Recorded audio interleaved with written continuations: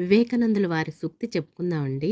శ్రద్ధ, ఆచరణలో చూపే విశ్వాసం, వీర్యం, వీరత్వం, ఈ రెండింటినీ మీ సొంతం చేసుకోండి.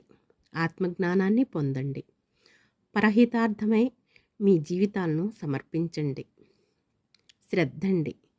ఏదైనా సరే మనం శ్రద్ధగా మనసు లగ్నం చేసి దానిపైన ఆ పని పట్ల శ్రద్ధ వహిస్తే ఆచరణలో చూపే విశ్వాసం, మనకు నమ్మకం అనేది, విశ్వాసం అంటే నమ్మకం అండి. మనం ఆ పని ఆచరణ అంటే ఆ పనిలో చేసే విశ్వాసం, నమ్మకం, శ్రద్ధ అనేది.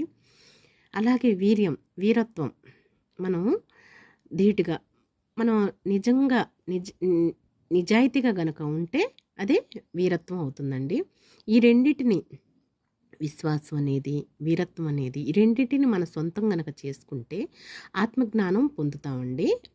అలాగే పరహితార్థమై